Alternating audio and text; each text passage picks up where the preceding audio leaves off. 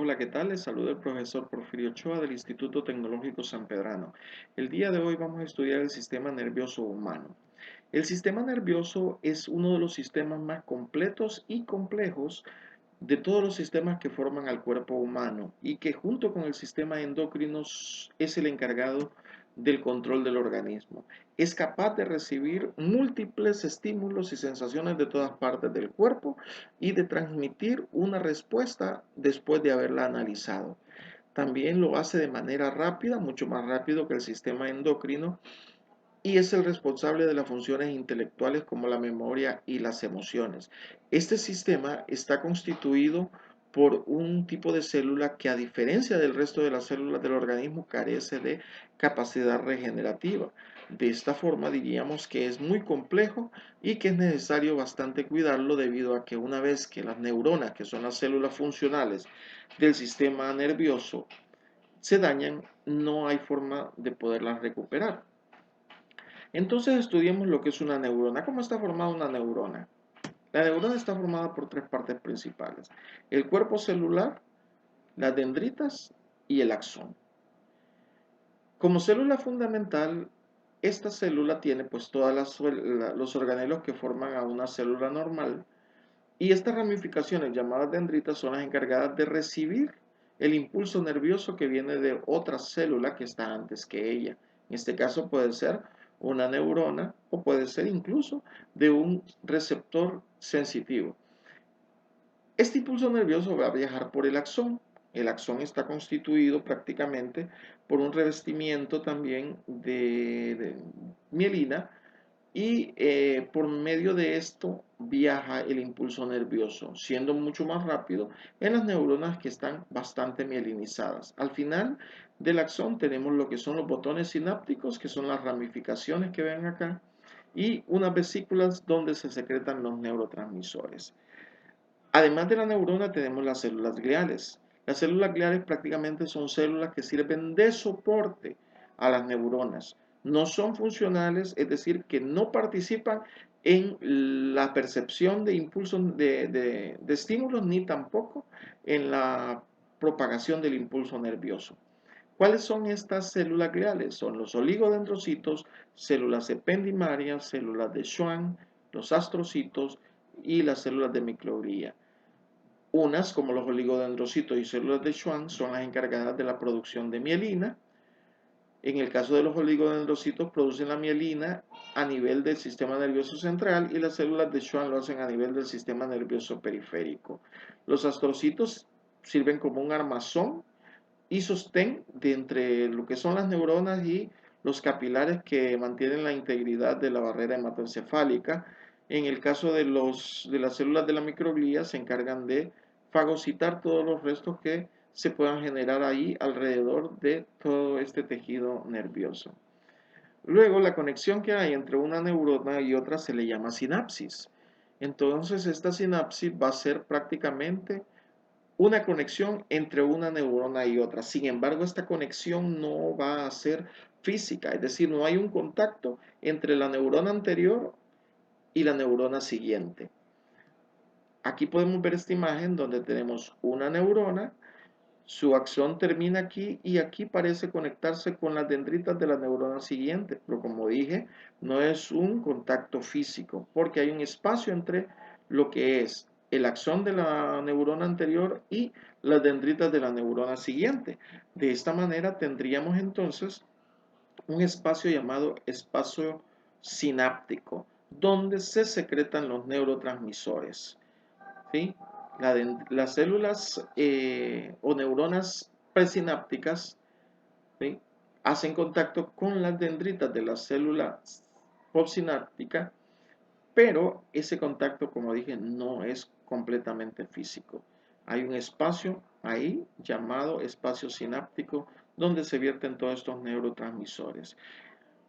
Hay muchos neurotransmisores en el sistema nervioso. Aquí en esta imagen puede verse qué sucede cuando los neurotransmisores se bajan. Estos son los encargados prácticamente de mantener un equilibrio tanto para las emociones como también la manera de actuar del organismo o de las personas.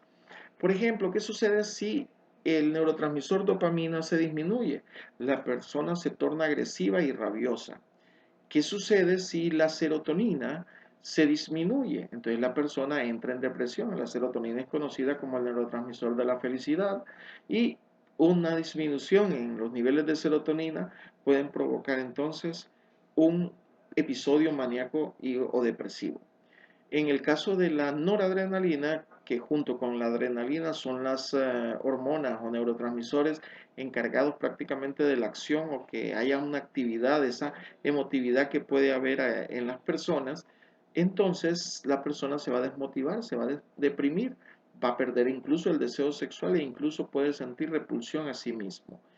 ¿Qué pasa si disminuye la acetilcolina? Pues comienzan los problemas de memoria y en el caso de personas de la tercera edad o mayores puede llegar a sufrir demencia senil. Haciendo un repaso de lo que es la neurona, vamos a decir que prácticamente el sistema nervioso está constituido por dos tipos de células, la neurona y las células gliales. Las células gliales, como dije, solo son células que se encargan de sostener o mantener a las neuronas, puesto que la neurona es la unidad funcional y estructural del sistema nervioso. No se regeneran y llevan la información de un lugar a otro. ¿Cuáles son las partes de la neurona? El cuerpo celular o soma, que es el encargado de organizar la información, las dendritas que recogen la información y el axón que es por donde se conduce el impulso nervioso. Como dijimos, todas las neuronas en el cuerpo celular o soma tienen todos los organelos normales que tiene cualquier célula.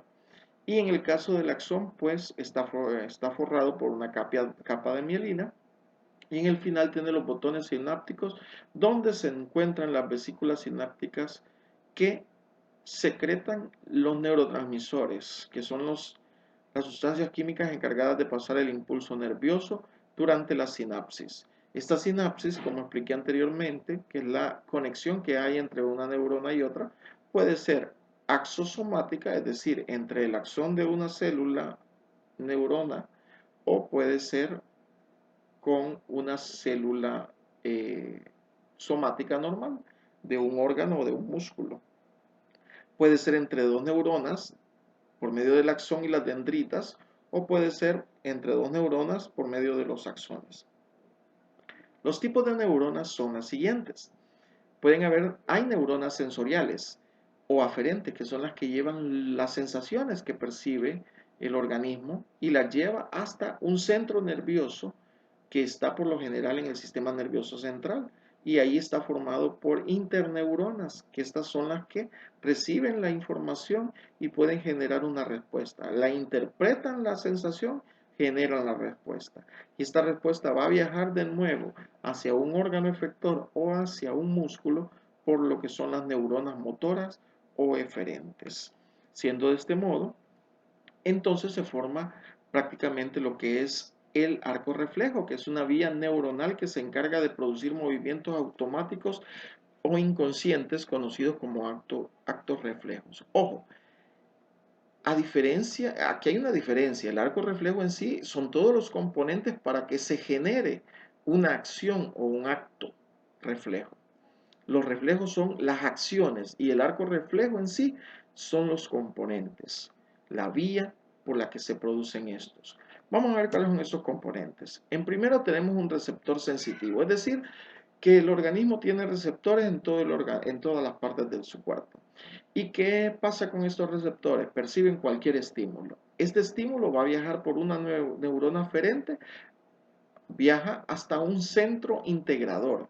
Este centro integrador por lo general está formado por una interneurona que percibe este estímulo y lo analiza. Una vez que lo analiza, genera una respuesta y envía esa respuesta por una neurona eferente o motora hasta el órgano efector para que éste pues produzca la acción necesaria, ya sea en esta imagen podemos ver el reflejo que se está dando en el tendón rotuliano, que el golpe que se da ahí produce la descarga que lleva la sensación aquí e inmediatamente sin consultar prácticamente, porque estos reflejos son así automáticos e inconscientes, se genera una respuesta para que haya un movimiento del músculo y por eso se levanta la pierna. Vamos entonces a ver aquí una respuesta motora en el aparato locomotor. El estímulo, percibe el estímulo, este estímulo llega hasta un receptor que viajará entonces este estímulo por una neurona aferente hasta un centro nervioso. Ahí en el centro nervioso se analizará este estímulo y se generará una respuesta que viajará por medio de una neurona eferente o motora hasta un efector. Efector sería el que va a hacer la acción, que puede ser un músculo, y si es un músculo, pues habrá una respuesta motora que puede ser caminar o mover o puede ir a una glándula, y en este caso en la glándula lo que puede provocar entonces es la secreción de alguna sustancia o de alguna hormona. Vamos a ver aquí entonces cómo se divide el sistema nervioso humano. Esta clasificación es con fines prácticamente de facilitar el estudio del sistema nervioso. Y tenemos que el sistema nervioso se puede clasificar en sistema nervioso periférico y sistema nervioso central. Este sistema nervioso periférico pues tiene funciones sensoriales y motoras y se divide en sistema somático sensorial y sistema nervioso autónomo. Este sistema nervioso autónomo se subdivide en los sistemas antagónicos, estos trabajan antagonistas uno del otro, sistema simpático y sistema parasimpático. Vamos a comenzar con el sistema nervioso central. Prácticamente el sistema nervioso central está formado por dos partes principales, lo que es el encéfalo y la médula espinal. Este se realiza las funciones más altas, ya que atiende y satisface las necesidades vitales y da respuesta a los estímulos. Tiene la ejecución de tres acciones. Detecta los estímulos, transmite la información y coordina de manera general prácticamente todo el funcionamiento. Y como dije, está constituido por el encéfalo, que es lo que está encerrado prácticamente en lo que es la cabeza, la bóveda craneana, y la médula espinal que viaja a través de las vértebras de la columna vertebral. Es decir, que es un sistema bastante protegido. Comencemos con el encéfalo. Este está dividido en lo que es el cerebro. El cerebro es la parte alta de todo el encéfalo, también llamado corteza cerebral. ¿Sí? Está formado por lo que es una sustancia gris y sustancia blanca. Luego tenemos el cerebelo, encargado de la coordinación, ¿sí? Y la postura. Se encuentra en la parte posterior del encéfalo, prácticamente atrás de lo que es el cerebro. Luego tenemos el diencéfalo, que sería la parte que está más interna aquí abajo y metida entre lo que es en sí el cerebro y el cerebelo. El diencéfalo. Y luego tenemos que este diencéfalo está formado por lo que es el tálamo, el hipotálamo. Y más abajo de ellos se encuentra lo que es el tallo encefálico o tallo cerebral, formado por lo que es el cerebro medio o mesencéfalo, que prácticamente es la conexión que hay entre lo que es la médula oblongada y el puente de Barolio, y el diencéfalo, que va a conectar con todas las estructuras superiores. Luego de este cerebro medio o mesencéfalo se encuentra el puente de Barolio o protuberancia, que parece un anillo que abraza aquí al tallo cerebral, y luego más abajo está el bulbo raquídeo, también llamado médula oblongada. Y una vez de aquí para abajo sale de lo que es el encéfalo, o sale, perdón, de lo que es el cráneo, y baja a través de la columna vertebral ya en forma de médula espinal. Las partes del sistema nervioso central y sus funciones, así de manera general. La corteza cerebral o cerebro, como lo llamamos, cubre entonces la superficie cerebral y rige las funciones superiores y de las que somos conscientes. La percepción sensorial, o sea, los cinco sentidos, los movimientos voluntarios. ¿Sí? Cuando hablamos de voluntarios son movimientos pensados y coordinados, el lenguaje, las emociones y el pensamiento. Luego vimos el cerebelo, que estaba en la parte posterior y, como dije, controla la coordinación, integra la información que recibe de los 5 sentidos y hace que el movimiento sea fluido y coordinado. Es el encargado entonces del equilibrio. Luego nos fuimos para el diencéfalo, que estaba formado por lo que era el tálamo y el hipotálamo. El tálamo, que es la estación intermedia entre la corteza y el tronco cerebral, control de movimiento y del tono del organismo, y luego el hipotálamo, que es el encargado prácticamente de todo el control de la supervivencia. En el hipotálamo se encuentran lo que es el centro del hambre, el centro de la temperatura, el centro de lo que es los estímulos que van a despertar el acto sexual, defensa, etcétera. Y si vemos aquí, junto con el sistema límbico, encargado de regular las respuestas fisiológicas y emocionales, es decir, que el sistema límbico es la sede principal de la memoria, el aprendizaje y la orientación espacial, muy conectados entonces con lo que es el hipotálamo, que está en la parte más abajo del tálamo. Luego vimos lo que era el tronco encefálico, que dije que venía más abajo, prácticamente conectando ya con la médula espinal. Y este tronco encefálico es bastante importante, puesto que controla funciones vitales como el latido cardíaco, la respiración, el ritmo sueño-vigilia. Ahí hay núcleos nerviosos de los sentidos, movimientos de la cabeza y del cuello, puesto que de él salen diferentes nervios que controlan todo lo que es la parte de la cabeza y del cuello. Y luego más abajo viene, una vez que sale del agujero magno del cráneo, lo que es la médula espinal, que comunica el cerebro con todas las partes periféricas o todos los nervios que van a todo el organismo. Entonces, la médula espinal conduce las sensaciones al cerebro y lleva los impulsos del movimiento voluntario e involuntario. Vámonos entonces a lo que es la corteza cerebral o cerebro, como llamamos. Pues el cerebro está dividido en dos partes, ¿sí? El hemisferio derecho y el hemisferio izquierdo. Algo importante, que el hemisferio derecho prácticamente coordina la parte izquierda del organismo y el hemisferio izquierdo controla la parte derecha del organismo. Por eso en esta imagen podemos ver que en el hemisferio derecho está el control de la mano izquierda y en el hemisferio izquierdo está el control de la mano derecha. Por lo general a todos los seres humanos nos controla uno de los hemisferios. Es decir, que si usted es diestro, es decir, escribe con la mano derecha, entonces su hemisferio controlador es el hemisferio izquierdo. Y las personas que escriben con la mano izquierda, pues el hemisferio que controla prácticamente es el hemisferio derecho. ¿Qué pasa cuando hay control del hemisferio izquierdo? Bueno, por lo general el lenguaje hablado es bastante fluido, hay capacidad de los números, lenguaje escrito muy bueno, lectura, razonamiento y el control de la mano derecha. En el caso de cuando gobierna el hemisferio derecho, el control sería de la mano izquierda, o sea, el lado izquierdo del cuerpo.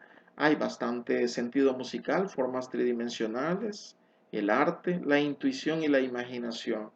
Sin embargo, no siempre todo es exactamente así, ¿verdad? Siempre hay conexiones entre ambos hemisferios y por lo tanto eso hace mucho más ricas las capacidades que puede tener el ser humano y las capacidades que puede llegar a desarrollar.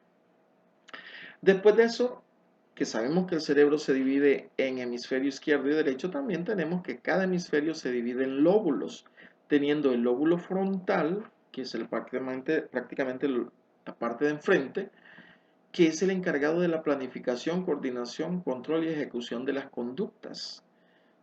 Luego tenemos en la parte superior y más atrás el lóbulo parietal, que es el que se encarga del proceso de la información sensorial.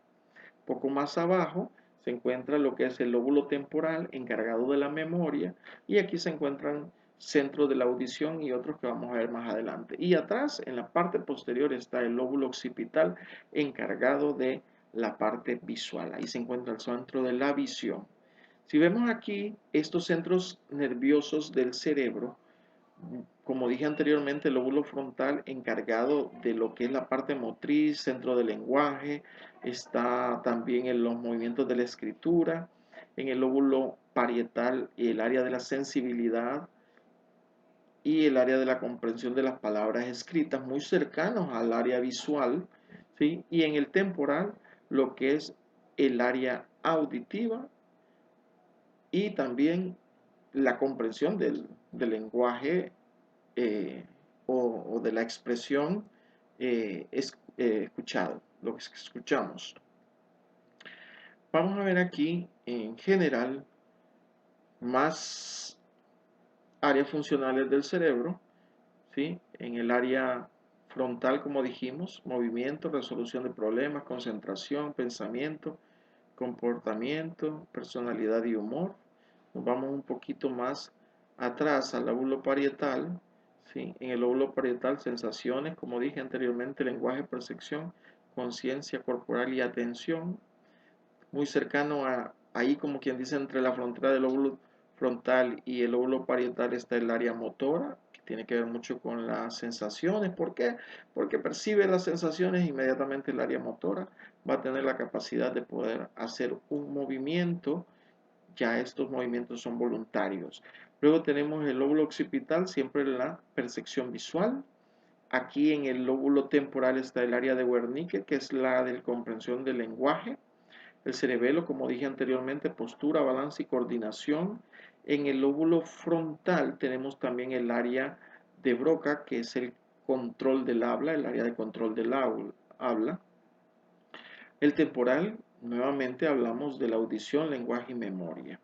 Y luego viene el tronco cerebral, ¿sí? Que es el encargado de conciencia, respiración, ritmo cardíaco.